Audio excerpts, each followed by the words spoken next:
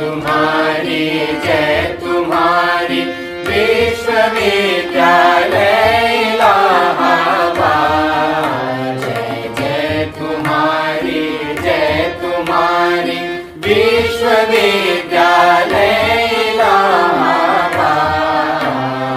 ज्ञान उद्गम ज्ञान संगम ज्ञान के इतिहास। ज्ञान उद्गम ज्ञान संगम ज्ञान के इतिहास। शत शत नमन है विश्वविद्यालय इलाहाबाद। सुंदरम सत्यम शिवम अवधारणा।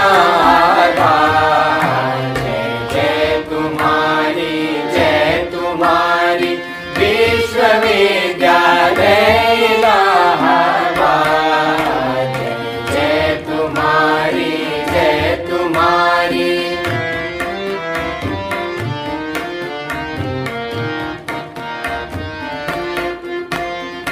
ज्ञान और विज्ञान का वर्धन तुम्हारा कर।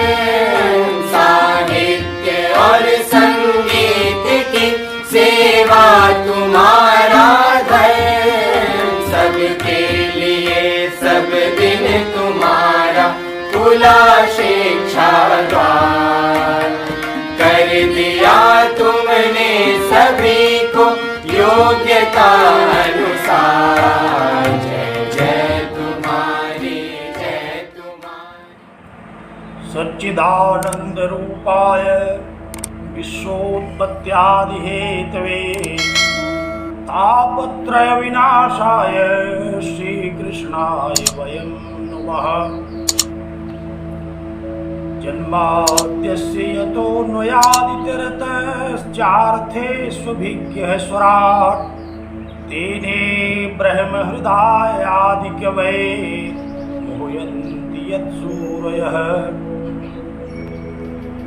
तेजो वारिमृदां यथा विनिमयो यत्र त्रिसर्गो मृषा। धाम्ना स्वेन सदा निरस्तकुहकं सत्यं परं धीमहि। यं प्रव्रजन्तमनुपेतमपेतकृत्यं द्वैपायनो विरहकातरयाजुहाव। पुत्रेति तन्मयतया तरवोऽभिनेदुः तं सर्वभूतहृदयं मुनिमानतोऽस्मि। ॐ ईशावास्यमिदं सर्वं यत्किञ्चित् जगत्यां जगत्। तेन त्यक्तेन भुञ्जीथा मां गृधः कस्य स्विद्धनम्। कुर्वन्नेवेह कर्माणि जिजीविषेत शतघ्नं समाह। एवं त्वयि नान्यथेतोऽस्ति न कर्म लिप्यते नरे। असुर्यानां ते लोकाः अन्धेन तमसावृता। तांस्ते प्रेत्याभिगच्छन्ति ये केचिदात्मनो जनाः। ॐ पूर्णमदः पूर्णमिदं पूर्णात् पूर्णमुदच्यते पूर्णस्य पूर्णमादाय पूर्णमेवावशिष्यते। ॐ शान्तिः शान्तिः शान्तिः। जगत विश्रुत इलाहाबाद विश्वविद्यालय प्रयागराज के स्नातक परास्नातक शोध संवर्ग के प्रिय तेजस्वी छात्रों और छात्राओं, विद्वान शिक्षकगण और वेदांतानुरागी सज्जनों, प्रस्थान त्रयी के अंतर्गत श्रुति प्रस्थान में ईशावास्योपनिषद पर हम लोग चर्चा कर रहे हैं। ईशावास्योपनिषद के चतुर्थ मंत्र पर हम लोग चर्चा कर रहे हैं। त्रिविध दुख को नष्ट करने वाला परमानंद स्वरूप परम तत्व परमात्मा का परोक्ष कराने वाला यह महनीय शास्त्र हम सब लोगों का, आप लोगों का मंगल करे, इस कामना के साथ मैं आप सब लोगों को नमन करता हूं और नित्य शुद्ध बुद्ध मुक्त सत्य स्वभाव परम पिता परमेश्वर से यह प्रार्थना करता हूं कि हम सब लोगों का चित्त एकाग्र हो, बुद्धि कुशाग्र हो और इस महनीय गंभीर शास्त्र को समझने की सामर्थ्य प्राप्त हो। तो स्मरण करें, चतुर्थ मंत्र पर हम लोग विचार आरंभ कर चुके हैं। चतुर्थ मंत्र का स्मरण करें। अनेज देकम मनसो जवीयो नैनत देवाह आप्नुवन् पूर्वमर्षत् तद्धावतो ज्ञानत्तेति तिष्ठत् तस्मिन्नपो मातरिश्वा दधाति। इस मंत्र पर, इस मंत्र के प्रतिपद चिंतन, इस मंत्र के एक एक पद पर हम लोग विचार करने के लिए चेष्टा कर रहे हैं। विगत व्याख्यान में हमने अन्वय के अनुसार जो प्रथम पद है तत् पद पर एक संक्षिप्त चर्चा की। आपको स्मरण होगा, तृतीय मंत्र में यह कहा गया कि असुरिया नाम ते लोकाः ये के चात्महनो जनाः, जो आत्महंता लोग हैं उनके लिए आसुरी लोगों की प्राप्ति होती है। और आत्महंता कौन है, इस पर भी हम लोगों ने चर्चा किया कि जो आत्म तत्व को नहीं जानता, जो आत्म तत्व को जानने की चेष्टा नहीं करता, जो आत्म तत्व का श्रवण नहीं करता, मनन नहीं करता, निधिध्यासन नहीं करता, जो आत्म तत्व की जिज्ञासा नहीं करता, जो करणीय कर्मों को नहीं करता, वो है आत्महंता। और उसके लिए नारकीय लोगों की प्राप्ति कही गई श्रुति के द्वारा। और जो आत्महंता नहीं है, जो आत्मचिंतन करने वाले लोग हैं, जो आत्म तत्व का विचार करते हैं, जो आत्म तत्व की, ब्रह्म तत्व की जिज्ञासा कर रहे हैं, उसी का श्रवण मनन निध्यासन कर रहे हैं, उसी को कहते हैं, सुनते हैं, समझने की चेष्टा करते हैं, उनके लिए परम श्रेय की प्राप्ति कही गई, उनके लिए निःश्रेयस की प्राप्ति कही गई। तो फिर वह आत्म तत्व है क्या, ब्रह्म तत्व है क्या, वह परम तत्व है क्या, जिस परम तत्व के ज्ञान से परम श्रेय की प्राप्ति होती है। इसी विषय में परम तत्व के स्वरूप पर, ब्रह्म तत्व के स्वरूप पर इस चतुर्थ मंत्र में चर्चा हो रही है। आप लोगों को स्मरण ही है कि हम लोग उसी चतुर्थ मंत्र की चर्चा कर रहे हैं जो परमात्मा के स्वरूपों पर प्रकाश डाल रहा है। परमात्मा के परम प्रकाशमय स्वरूप को हम जैसे अज्ञानियों के लिए प्रकाशित कर रहा है, क्योंकि वह परमात्मा तो परम प्रकाश स्वरूप है। सूर्य और चंद्रमा जिसके प्रकाश से प्रकाशित होते हैं वह परम प्रकाश है, वह तत्व। तो उसको क्या प्रकाशित करना, प्रकाशित हम जैसे लोगों की, जो अज्ञान से जिनका नेत्र बंद है, अज्ञानांध तिमिरांधस्य, जो अज्ञानांध हैं, जो अज्ञान रूपी अंधकार में पड़े हुए हैं, उनके चक्षु का उन्मीलन हो रहा है। तो हम लोग अपने चक्षुओं को उन्मीलित कर रहे हैं इस चर्चा के द्वारा, क्योंकि वह नित्य शुद्ध बुद्ध मुक्त सत्य स्वभाव परम पिता परमेश्वर तो स्वयं प्रकाश स्वरूप है, स्वयंभू है। लेकिन हम लोगों को अज्ञान के कारण उसके स्वरूप का बोध नहीं हो रहा है। और जहां कहीं श्रुतियों में थोड़ा बहुत कुछ पढ़ते हैं, वे भी सब परस्पर विरुद्ध स्वभाव वाले शब्दार्थ प्रतीत होते हैं। तो उन शब्दार्थों को समझने के लिए हम लोग यह चेष्टा कर रहे हैं।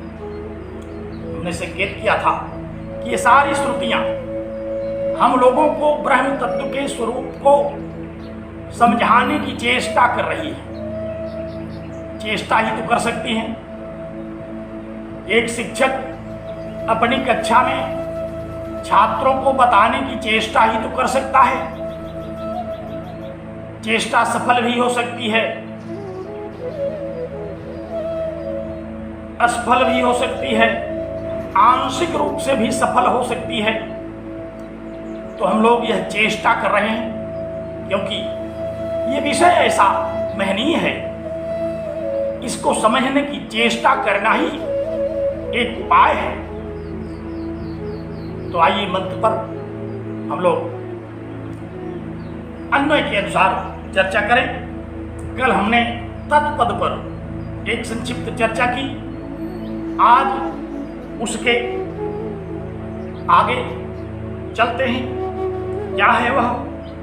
कहा कि तत् एकम, तत् ब्रह्म, वह जो ब्रह्म है, वह जो परमात्मा है, वह जो परम सत्ता है, वह एकम, एक है। ध्यान से सुनिए, कितनी है? एक। एक क्या है? हम सब लोग जानते हैं, संख्या है। यहीं से संख्या का आरंभ होता है। 1 2 3 4 अनंत तक ये संख्या अग्रसर होती चलती है। तो एकम,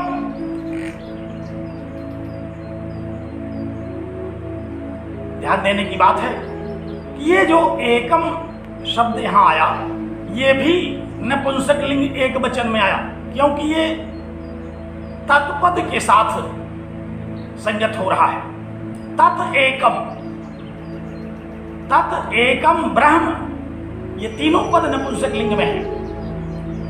तत् एकम ब्रह्म, उसके आगे हम लोग अनेजत इत्यादि पदों पर चर्चा करेंगे।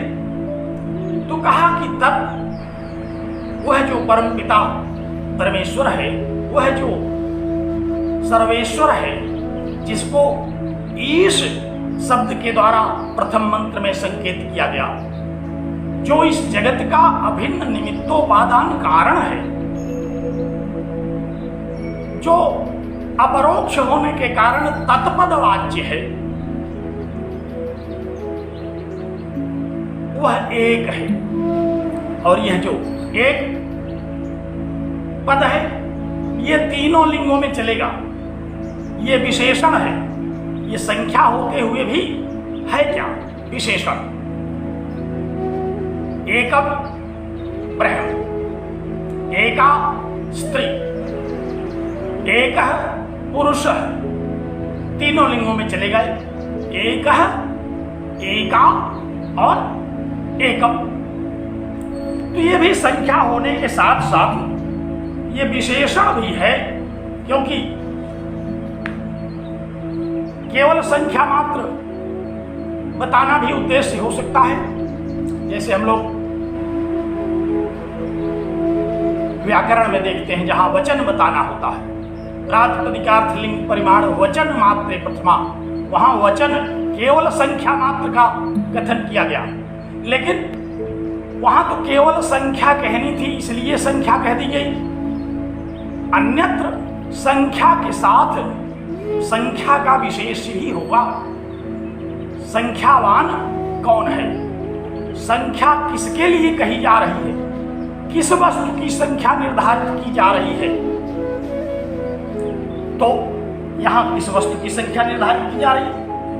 कहते हैं कि वही वस्तु तो एक ही है।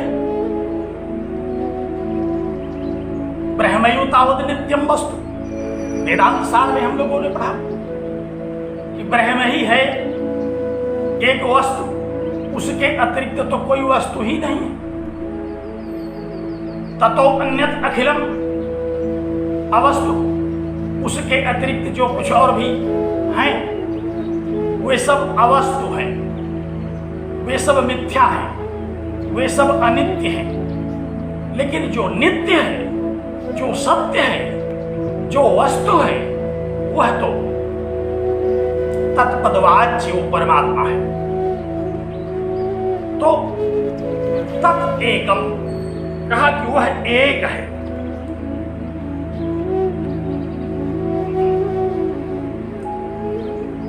कल मैंने चर्चा की थी कि वेदांत की दृष्टि से जब यहां विचार किया जाता है तो एकमेवाद्वितीयम इस श्रुति को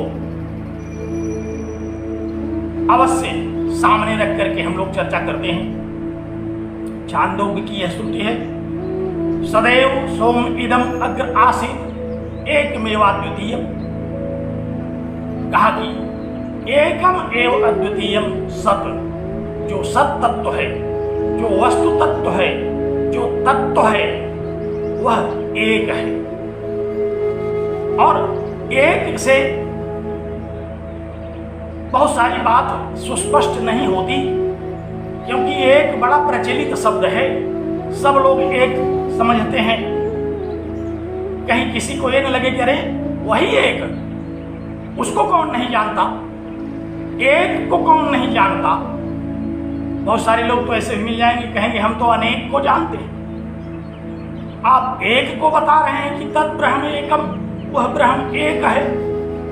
तो इसलिए श्रुतियों ने कहा कि नहीं, जिस सामान्य बहुचर्चित संख्या को आप एक की संख्या के रूप में समझते हैं, वो तो संख्या शब्द है, उससे तो एकत्व की जानकारी जरूर होती है। लेकिन यहां इस श्रुति वाक्य में जो एक पद आया, ये बड़ा महनीय पद है। जाहिर सी बात है कि जब हम कहेंगे कि एक पुस्तक, तो पुस्तक की एकता का ज्ञान होगा। जब हम कहेंगे कि एक मनुष्य, तो एक मनुष्य की एकता का ज्ञान होगा। एक पशु, तो एक पशुत्व का ज्ञान होगा। जैसा विशेष उसी तरह का विशेषण। लेकिन जब कहेंगे कि एक परमात्मा, एक ब्रह्म, तो एक शब्द का ब्रह्म के साथ जब हम संयोग करेंगे तो कितना महान शब्द हो जाएगा ये। इस पर थोड़ा सा विचार कर लेने की आवश्यकता है कि वह सामान्य एक, जिसको हम लोग 1 2 3 4 करते रहते हैं, और यह जो श्रुति वाक्य में आया हुआ एक है, इस श्रुति वाक्य में आया हुआ एक, छांदोग्य की उस श्रुति वाक्य में भी आया हुआ है एक। तो ये कौन सा एक है? क्या ये वही एक है जो हम लोग 1 2 3 4 वाला कहते हैं, कि इस एक का कोई और तात्पर्य है? जाहिर सी बात है कि जिसका विशेषण होगा, जैसा विशेषण होगा वैसा ही विशेष्य ही होगा। तो परमात्मा के साथ जब एक शब्द आएगा, ब्रह्म के साथ जब एक शब्द आएगा, आत्मा के साथ एक शब्द जब आएगा, परम पिता परमेश्वर के साथ जब एक शब्द आएगा, तो वह एक शब्द भी बड़ा महनीय होगा। और जब हम लोग सामान्य जगत में कहेंगे कि एक दुष्ट, तो जाहिर सी बात है कि एक शब्द का वहां क्या तात्पर्य होगा, वहां एक शब्द का कितना महनीय अर्थ होगा, समझाने की बहुत आवश्यकता नहीं है, क्योंकि यह तो विशेष है, विशेषण है, विशेष की विशेषता बताएगा। तो परमात्मा की विशेषता जब बताएगा तो ये परमात्मा स्वरूप हो जाएगा। और जब सामान्य जागतिक वस्तुओं की विशेषता बताएगा तो ये सामान्य एक हो जाएगा।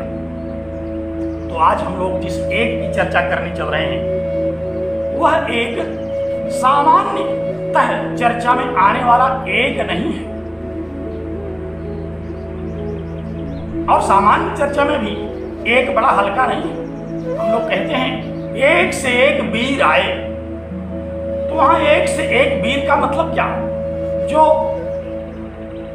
हजारों में एक रहे, लाखों में एक रहे, बहुतों में एक रहे, वहां भी जो एक शब्द आया वो बड़ा महनीय आया, वो कोई सामान्य एक नहीं आया।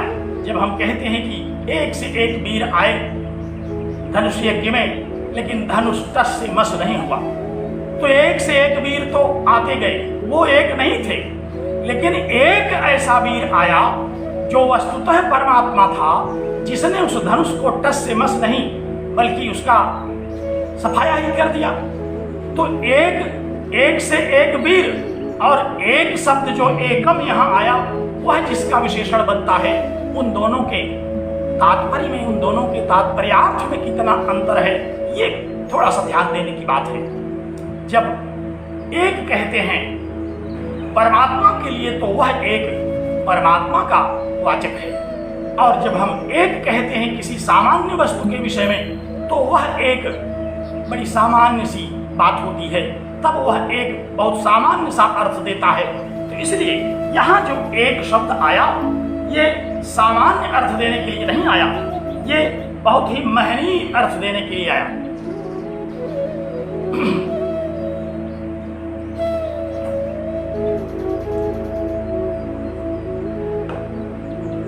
अच्छा, लौकिक दृष्टि से भी हम अगर इस पर विचार करें, तो एक धन एक धन एक धन एक बराबर 4, और आप एक एक जोड़ते चले जाएं तो अनंत की संख्या आ जाएगी आपकी। यह एक जब विस्तृत रूप लेता है, यह एक जब विराट रूप लेता है, यह एक जब अपने बृहत्तम रूप को धारण करता है, तो ये अनंत हो जाता है। ये कौन सा एक है? सारी गिनतियों में एक रहता है, 2 में भी, 3 में भी, 4 में भी, 5 में भी, और आगे तक जितनी गिनतियों को आप गिनते जाइए, क्या उसमें एक नहीं है? सब में एक है, लेकिन एक में 2 नहीं है, एक में 3, 4, 5, 6 नहीं है, एक तो एक है। इसलिए ये जो एक पद है, ये जब प्रसक्त होने लगता है, व्यापक होने लगता है, फैलने लगता है, तो अखिल ब्रह्मांड को व्याप्त करके स्थित हो जाता है। और जब ये संक्षिप्त होने लगता है, तो एक का आधा, तिहाया, चौथाई करते करते आप जो सूक्ष्मतम उसका विभाजन करेंगे, वह भी उसी एक का ही हो सकता है। श्रुतियों ने कहा कि अणोरणीयान महतो महियान, यही एक है जो अणु से भी अणुतम है और महान से भी महत्तम है। तो कैसा है यह एक? यह एक जो श्रुति वर्णित एक है, इस मंत्र में आया हुआ जो एक है, एक में अद्वितीय में जो आया हुआ एक है, यह एक बड़ा महनीय एक है। इस एक को समझना है, तब एकम, वह जो परब्रह्म है, वह एक है जिसके समान कोई दूसरा नहीं है। आचार्यों ने जिसकी व्याख्या की, कहा कि सजातीय विजातीय स्वगत भेद रहित है, जो सजातीय विजातीय और स्वगत भेद से रहित है। जैसे हम लोग वृक्ष में देखते हैं, एक वृक्ष का दूसरे वृक्ष के साथ सजातीय भेद, एक वृक्ष का शिला इत्यादि के साथ विजातीय भेद, और एक ही वृक्ष में अपने पत्ती, डाल, तने, फल इत्यादि के साथ स्वगत भेद होता है। तो कहा कि यह जो एक है, यह एक तो सजातीय विजातीय स्वगत भेद रहित है। इसमें किसी प्रकार का भेद नहीं है, किसी प्रकार का विभाजन नहीं है, किसी प्रकार की दुविधा नहीं है। ये एक सुनिश्चित है, इसी को परमार्थ कहते हैं। ये एक शब्द का तात्पर्य क्या? कहा कि एक माने जिसके साथ और कोई ना हो, जिसके समान और कोई ना हो, अनुपम, अद्वितीय, ऐसा वह एक है। तो कहा कि तद एकम, वह जो परमात्मा है वह कैसा है? सजातीय विजातीय सुगत भेद रहित है, एक है और अद्वैत। इसीलिए कहा, अद्वैत से क्या समझाया? इसी एक को ही समझाया। जब अद्वैत वेदांत में इसको समझाया गया कि यह सर्वव्यापी है, तो एक में भी है, 2 में भी है, 3 में भी है, तब तो ये भी 1, 2, 3 हो गया। आचार्यों ने कहा नहीं, शुद्ध ने कहा नहीं, ये अद्वैत है। अर्थात जैसे महाकाश अनेक घटों में आकाश का ही घटाकाश होता है, उसी तरह से ये परमात्मा भी आकाशवत सर्वव्यापी है। सभी में जो भी विविधता हमको दिख रही है वह सब में एक आकाश सब में व्याप्त है। आकाश अनेक नहीं होते, लेकिन अज्ञान के कारण, बाधियों के कारण हम आकाशों का भी विभाजन करते हैं। हम नाप लेते हैं आकाश को, बेच लेते हैं आकाश को। प्रायः व्यवहारिक जगत में हम लोग देखते हैं, किसी को एक मकान खरीदना है, मकान बनाना है, तो आकाश को भी नाप लेंगे कितनी ऊंचाई होनी है। लेकिन वस्तुतः तो आकाश एक ही है, जो असीम है, जो अनंत है, जिसको नापा नहीं जा सकता, जिसका कोई परिमाण नहीं है, जिसका कोई परिमाप नहीं है, ऐसा वह एक है। इसलिए एक मेवाद्वितीयम का तात्पर्य यही हुआ कि वह सर्वव्यापी है, सब में है। अद्वैत शब्द कहने का तात्पर्य क्या हुआ? अद्वैत शब्द कहने का तात्पर्य यही हुआ कि आप उस एक को समझिए। वह कैसा एक है? वो ऐसा एक है जो एक एक में है, जो अनेक में एक है। अनेक में भी तो एक है, तो वही एक है। उसी को यहां श्रुति ने कहा कि एकम, वह एक रूप है, सर्वव्यापी है, सर्व में रहने वाला है। वह परमार्थ सत्ता है, वही इस जगत का कारण है, वही इस जगत का परम कारण है। तो कार्य अनेक है, लेकिन कारण तो एक है। वह एक जिसको श्रुतियों ने अद्वैत कहा, वह एक जिसकी चर्चा हम लोग आज कर रहे हैं, वह एक जिसको ऋग्वेद ने कहा कि एकम सद विप्रा बहुधा वदंती। एकम सत तत्व तो एक ही है। सत तत्व माने ब्रह्म तत्व। कल मैंने ओम तत् सत इन तीनों पदों पर थोड़ी सी चर्चा की थी। तो यहां तत्पद क्या है? तत् माने सत, तो परमात्मा सत है, एक सत है, एकम सत, एक ही है सत, एक ही है परमात्म सत्ता। लेकिन विप्राह बहुधा वदंती, जो ज्ञानी जन है, जो मनीषी जन है, जो उसको जानने वाले हैं, वो उसको बहुत प्रकार में बताते हैं, क्योंकि इस जगत के रूप में उसने अपने आप को प्रकट कर लिया। तो जगत जितने प्रकार का है उतने प्रकार का वह है, जितने प्रकार में आप समझ सकते हैं उतने प्रकार का है। कारण तो एक है, कार्य अनेक है। जैसे हम लोग दृष्टांत के रूप में वेदांत में पढ़ते हैं, स्वर्ण है एक, आभूषण अनेक, मिट्टी एक, आभूषण और घट आदि अनेक। तो इसी को कहा कि एकम सत, सत तत्व तो एक है, ब्रह्म तत्व तो एक है, ब्रह्म तत्व तो अद्वैत है। लेकिन विप्राह ज्ञानी जन उसको अनेक रूपों में बताते हैं। उसके अनेक नाम हैं, उसके अनेक काम हैं, उसके अनेक रूप हैं, उसके अनेक स्वभाव हैं, उसके अनेक विकार हैं, जो कि विवर्त के रूप में इस जगत में अभिव्यक्त होते हैं। अनेक प्रकार की अभिव्यक्तियां हैं, अनेक प्रकार के शरीर हैं।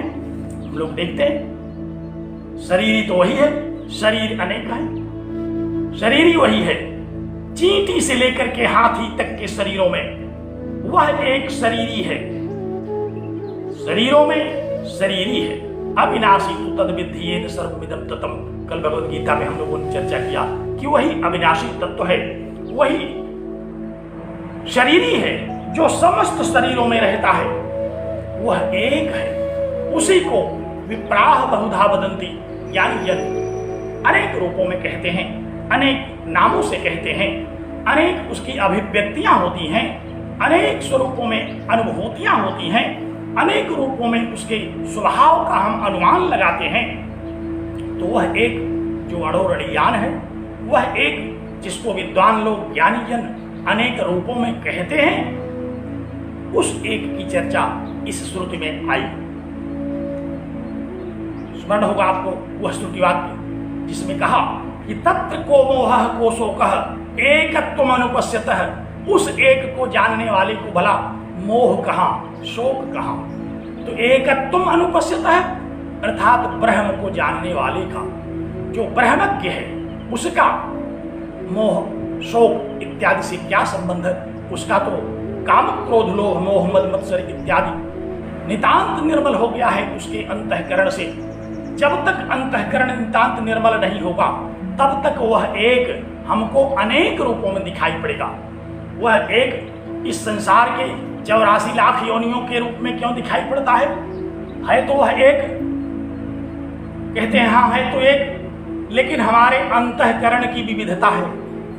अंतःकरण में काम क्रोध लोभ मोह मद मत्सर ये सब हैं।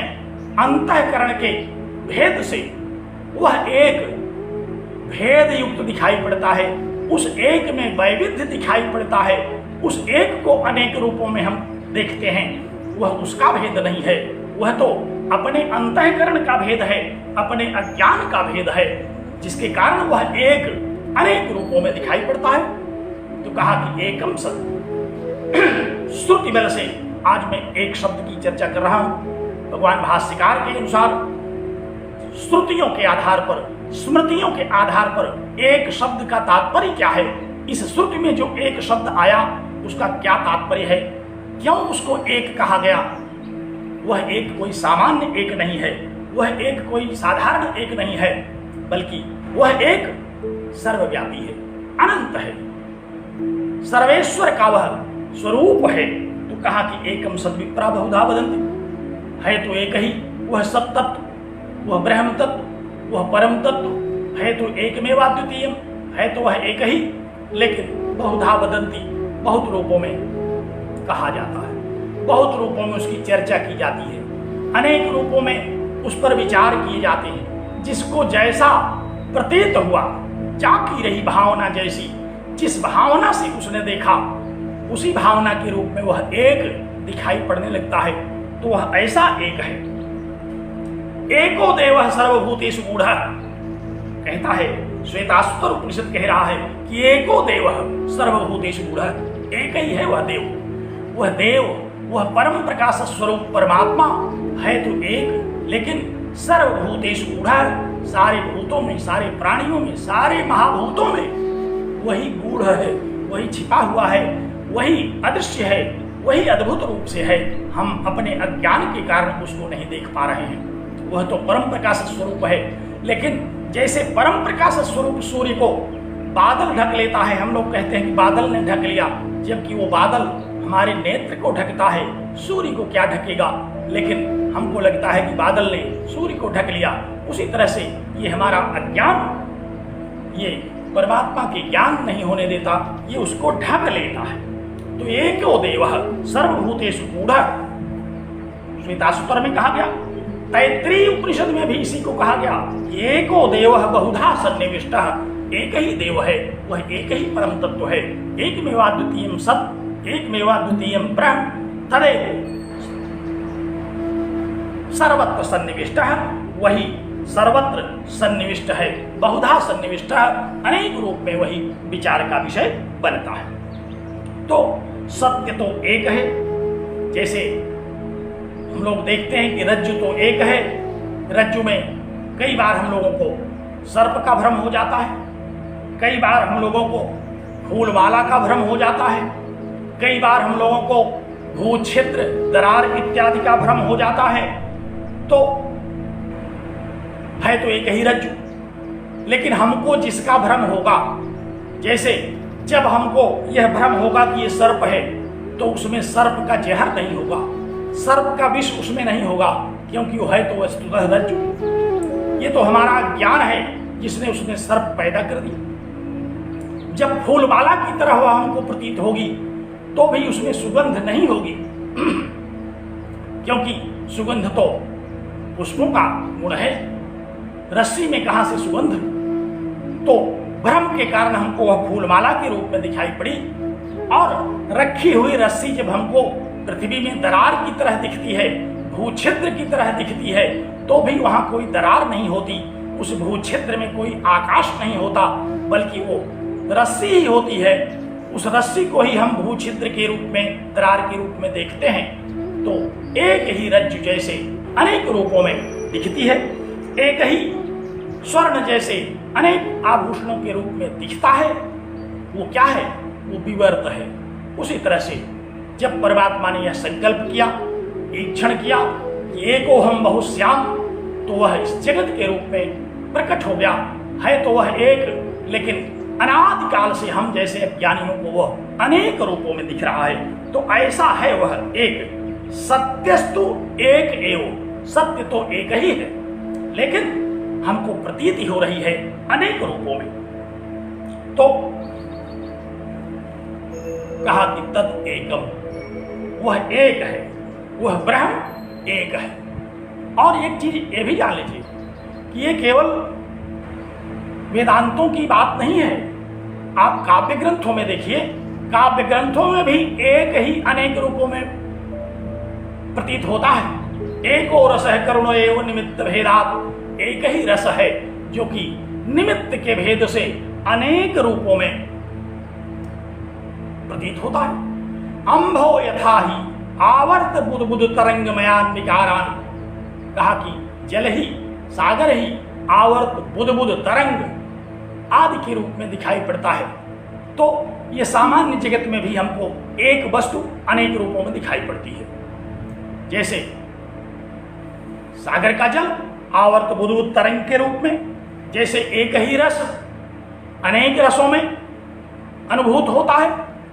जैसे एक ही जल, सांख्य को पढ़ते समय हम लोगों ने पढ़ा था, एको सलिलेयो, सलिल तो एक है, लेकिन वही वृक्षों के संसर्ग में आकर के, फलों के संसर्ग में आकर के, कभी आम खाइए तो मीठा होगा, आंवला खाइए तो उसका स्वाद दूसरा होगा, मिर्चा खाइए तो स्वाद दूसरा होगा। है वह एक ही सलिल ही है, लेकिन 6 रसों के रूप में हमको दिखाई पड़ता है। तो ये अद्वैतवाद का जो स्वरूप है, ये केवल श्रवण के लिए नहीं है, आप इसका अनुभव कर सकते हैं, आप संसार में इसको देख सकते हैं। हम लोग इसको प्रतिदिन की चर्या में, दिनचर्या में, रोजमर्रा में इसको देखते हैं। काव्य जगत में एक ही रस को अनेक रूपों में, स्वाद की जब चर्चा होगी तो एक ही सलिल को 6 रसों में, एक ही जल को अनेक स्वरूपों में। तो ये क्या है? ये वही है, वो एक परमात्मा है, वह एक तत्व है, वह एक सत है।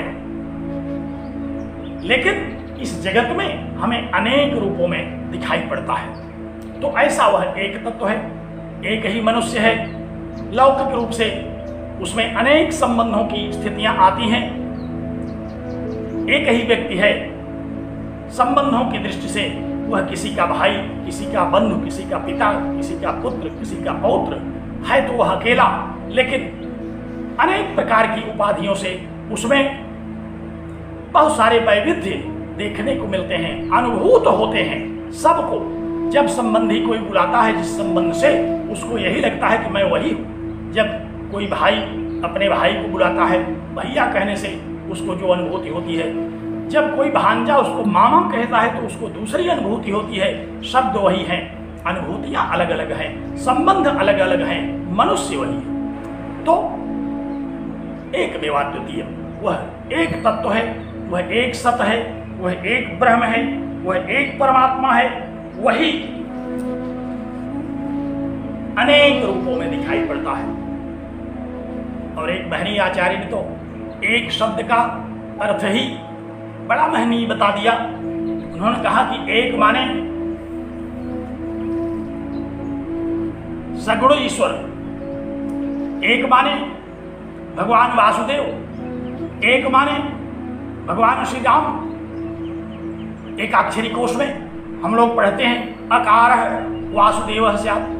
अकार किसको कहते हैं? वासुदेव को। तो अ जो है अम ब्रह्म, कम ब्रह्म, एकाक्षरी कोश में सब वही है। तो कहा कि अकार है वासुदेव स्यात्, अकार जो है वो वासुदेव है। और अ का जब आप रूप चलाएंगे तो सप्तमी विभक्ति एक वचन में अ का रूप चलेगा ए। क्या चलेगा? ए।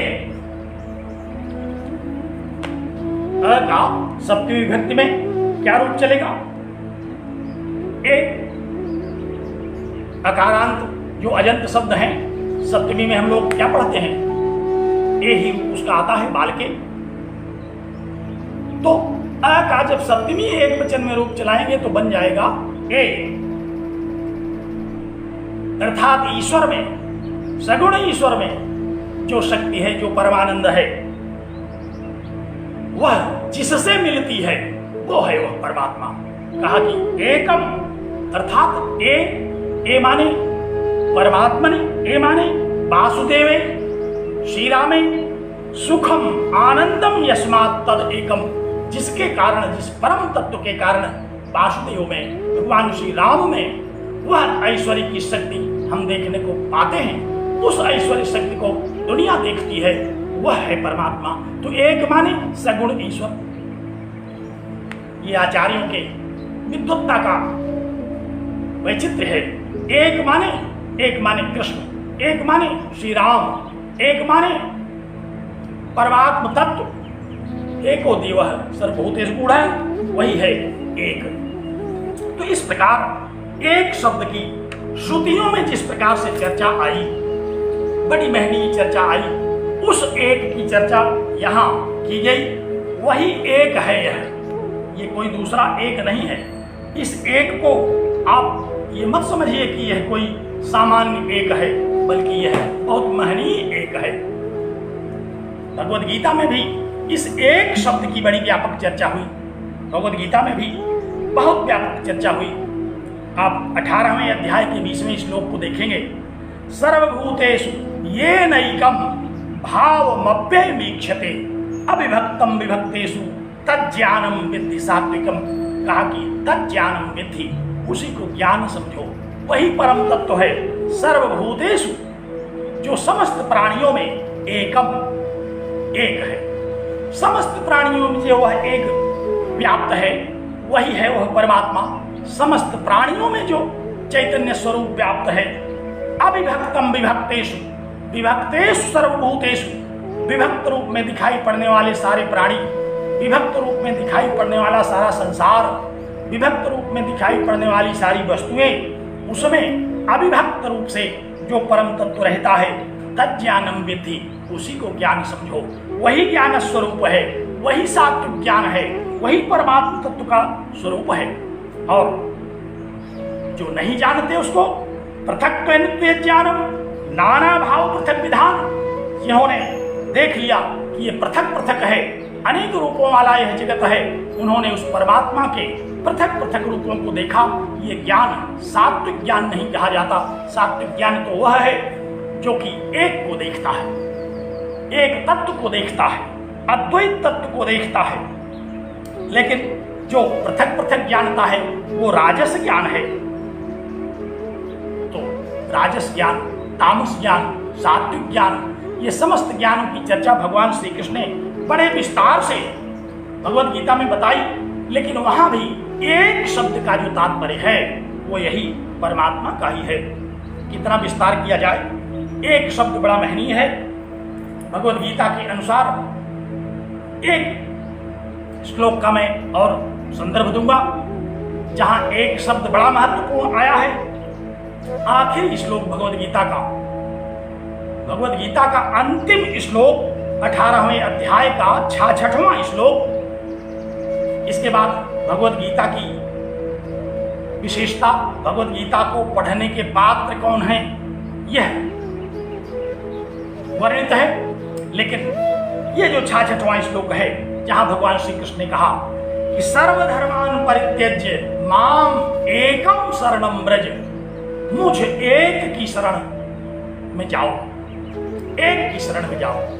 सर्वान परित्यज्य एकम ब्रज, वैविध्य को छोड़ो, अज्ञान जन्य जो वैविध्य है उसका परित्याग करो और जानो उसको। किसको? कहा एकम माम, जो मैं एक हूं, अनेक नहीं हूं मैं एक हूं। और वह जो एक है, सर्वधर्मान परित्यज्य, समस्त प्रकार के धर्मों को छोड़ो। धर्मों से क्या तात्पर्य? यहाँ धर्मों से धर्म शब्द का बड़ा व्यापक तात्पर्य है, लेकिन यहां तो धर्म माने ड्यूटी, धर्म माने कर्तव्य, धर्म माने यज्ञ, जो भी जिसका कर्तव्य है। लेकिन भगवान श्री कृष्ण ने कहा कि सब कुछ, सारा कर्तव्य तो ज्ञाने परिसमाप्यते, ज्ञान में ही सारे कर्तव्य परिसमाप्त होते हैं। इसलिए सब कर्मों को छोड़ दो, सब धर्मों को छोड़ दो, भक्ति कर्म सब छोड़ो, माम एकम शरणम ब्रज, केवल शरणागत हो जाओ। भक्ति की पराकाष्ठा है ये शरणागत। कहा कि माम एकम शरणम ब्रज, केवल मेरी शरण में आ जाओ। तो यहाँ एकम पद जो आया ये बड़ा महनीय पद है। एकम शब्द का क्या तात्पर्य है? एकम शब्द का तात्पर्य भगवान शंकराचार्य ने जब अपने भाष्य में किया तो कहा कि एकम सर्वात्मानम, जो सबकी आत्मा है वह एक है, जो अखिल ब्रह्मांड की आत्मा है वह एक है। समम सर्वभूतस्थम, समस्त भूतों में, समस्त प्राणियों में जो समान रूप से व्याप्त है वह एक है। ईश्वरम अच्युतम, वह जो अच्युत है वह एक है, वह जो ईश्वर है वह एक है। गर्भ जन्म जरा मरण विवर्जितम एकम, कहा कि गर्भ जन्म जरा और मरण, वह जो ईश्वर है वो न तो गर्भ में रहे, न वह जन्म ले, न वह जरा अर्थात वृद्धावस्था में आए, उसका जो शरीर है वो दिव्य शरीर है।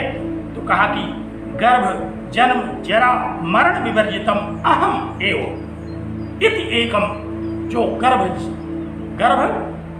जन्म जरा मरण से विवर्जित जो मैं हूं वह एक, उस एक की शरण में जाओ। उस एक की शरण में जाने के लिए नहीं कहा गया जो कि गर्भ में रहता हो, जो कि पैदा होता हो, जो कि युवा वृद्ध होकर के पुनः मर जाता हो, उसकी शरण में जाने के लिए नहीं कहा गया। जैसा हम लोग प्रायः करते हैं, किसी न किसी की शरण में जाते हैं, विवश हैं किसी न की शरण में जाने के लिए, लेकिन वहां परम श्रेय की प्राप्ति नहीं होगी। परमात्मा कह रहे हैं, भगवान श्री कृष्ण कह रहे हैं कि माम एकम, मुझ एक की, और वह एक कैसा है? कहा कि गर्भ जन्म जरा मरण विवर्जितम, जो गर्भ जन्म जरा मरण से रहित है, ऐसा जो अहम तत्व है, ऐसा जो परम तत्व है, ऐसा जो सत तत्व है, ऐसा जो एक तत्व है, ऐसे सर्वात्मा परमात्मा उसकी शरण में जाओ, वही सर्व पापेभ्यो। क्योंकि जब सारा कर्म ही नहीं होगा तो कर्म दो ही तरह के तो होते हैं, एक शुभ कर्म और एक अशुभ कर्म, एक पाप दूसरा पुण्य। पाप से पुण्य लोकों की प्राप्ति, पाप से नरक लोकों की प्राप्ति और पुण्य से स्वर्ग आदि लोकों की प्राप्ति। तो परम श्रेय की इच्छा रखने वाला तो इन दोनों को नहीं चाहता, इसीलिए कहा कि सर्व पापेभ्यो, क्योंकि कर्म से ही तो पाप होगा। धर्म में भी, अनुष्ठान में भी, यज्ञ इत्यादि करने में भी, बलि बीज बध इत्यादि से पाप तो होता ही है। कहा कि लेकिन सब कुछ छोड़ दो, सर्वधर्मान परित्यज्य, जितने प्रकार के कर्म हैं उनको छोड़ो, केवल शरणागति करो। और शरणागति किसकी? कहा कि एकम माम, एक की, वह एक जिस एक को श्रुतियों ने कहा कि एक मेवाद्वितीयम, जिस एक को श्रुतियों ने कहा कि एको हम बहुश्याम, जिस एक को श्रुतियों ने कहा कि सर्वम खलु इदं ब्रह्म, वह एक, जिस एक को जान करके तत्र को मोह को शोकः एकत्वम पश्यता, ऐसे उस परम तत्व को जानने की बात कही भगवान श्री कृष्ण ने। वह है एक। बड़ा आनंद इस एक शब्द में आया। भी हमारे एक बड़े प्रबुद्ध शिष्य कह रहे थे कि लगता है कि ये वही एक है जिसको महर्षि पतंजलि ने कहा एक शब्द है सम्यक ज्ञाता है। एक ही शब्द है जिसको सम्यक रूप से जान लीजिए, जिसका सम्यक ज्ञान कर लीजिए। पूरा शब्दकोश रट लेने से, पूरा संस्कृत बांग में रट लेने से, हिंदी अंग्रेजी बांग में रट लेने से वह परम से नहीं मिलेगा। एक शब्द, एक को जानिए, उस एक को जान करके परम श्रेय की प्राप्ति होती है। इसी एक सत्ता का, इसी एक परमार्थ सत्ता का प्रतिपादन भगवान शंकराचार्य ने श्रुतियों से निकाला। इसी एक सत्ता का अखिल वेदांत वाङ्मय में उन्होंने विवेचन किया, इसी को समझाने की चेष्टा की और इसी को आचार्यों ने सुना, समझा। और वही यह एक शब्द है जिसको लेकर के पूरे देश में भगवान भाष्यकार ने दिग्विजय किया। वो कौन सा शब्द था? वही एक शब्द लेकर के चले और उस एक के सामने कोई नहीं टिका, एक ही था वह। जब उनका शास्त्रार्थ हुआ आचार्य मंडन से, तो वहां भी भगवान शंकराचार्य ने इसी एक को रखा था। कहा एक माने बता दो, सारी श्रुतियों का प्रतिपाद्य विषय है एक। सारी श्रुतियों का प्रतिपाद्य विषय क्या है? उन्होंने कहा कि एकम सद, जो एक सत तत्व है वही सारी श्रुतियों का प्रतिपाद्य है। उसी को अनेक रूप में कहा जाता है। एकमेवाद्वितीयम, वह जो एक तत्व है परमात्म तत्व, उसी को इस जगत का अभिन्न निमित्तोपादान कारण कहा जाता है। उसी का ज्ञान परम श्रेय की प्राप्ति कराता है। यज्ञ का ज्ञान परम श्रेय नहीं प्राप्त कराता। इसी बात पर आचार्य मंडन से भगवान भाष्यकार ने शास्त्रार्थ करके उनको परास्त किया। आप लोग जानते हैं वह विषय। भगवान भाष्यकार ने सबको हराते हुए जब आचार्य मंडन मिश्र के पास पहुंचे, जो बहुत बड़े कर्मकांडी थे, जिन्होंने यह कहा था कि श्रुतियों का प्रतिपाद्य विषय ब्रह्म नहीं है, यज्ञ है। श्रुतियों का प्रतिपाद्य विषय ज्ञान नहीं है, कर्म है। श्रुतियों का प्रतिपाद्य विषय क्रिया है और ब्रह्म तत्व तो निष्क्रिय है, ब्रह्म तत्व तो असंग है। भला श्रुतियों में उसका प्रतिपादन क्यों किया जाएगा? आपाततः ऐसे ढेर सारे जो श्रुति वाक्य आए, आचार्य मंडन ने सबको यज्ञों के साथ समन्वित किया। उन्होंने कहा कि सब यज्ञों के अंग हैं। किसी न किसी रूप में यज्ञ की क्रिया में, यज्ञ के साथ अन्वित होने वाले कर्मकांड में वे सारे के सारे वेदांत वाक्य जुड़ते हैं। ये उनकी स्थापना थी, यही उनका कहना था, यही उनका मानना था, यही उनका सिद्धांत था। उन्होंने कहा कि सारी श्रुतियों का, सारे वेदों का, अखिल वेद केवल कर्मकांड का प्रतिपादन करता है। जो वाक्य, जो वेद वाक्य कर्मकांड का प्रतिपादन नहीं करता वो अनर्थक है, यहां तक कह दिया। लेकिन भगवान भाष्यकार ने क्या किया? भगवान भाष्यकार इसी एक को लेकर के पहुंचे। उन्होंने कहा कि यही जो एक है, जिस एक की चर्चा हम लोग कर रहे हैं आज, जो एकमेवाद्वितीयम का एक है, जो एको देवः सर्वभूतेषु गूढ़ः का एक है, इसी एक को लेकर के उनके पास पहुंचे। उन्होंने कहा कि मैं इस बात को स्थापित करता हूं कि अखिल श्रुति वाङ्मय का प्रतिपाद्य एक है। और मंडन ने कहा कि नहीं, अखिल श्रुति का प्रतिपाद्य क्रिया है, कर्म कांड है।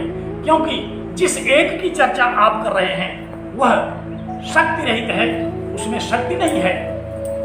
भगवान भाष्यकार ने कहा कि नहीं, वही तो सर्वशक्तिमान है, उसी में तो सारी शक्ति है, वही तो सर्वज्ञ है।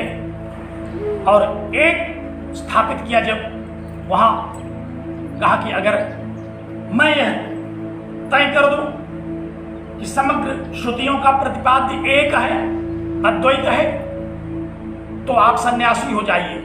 और अगर आपने यह सिद्ध कर दिया कि समग्र श्रुतियों का प्रतिपाद्य क्रिया है, कर्मकांड है, तो मैं कर्मकांडी हो जाऊंगा। और इसी बात पर दोनों ने एक एक श्लोक पढ़ा।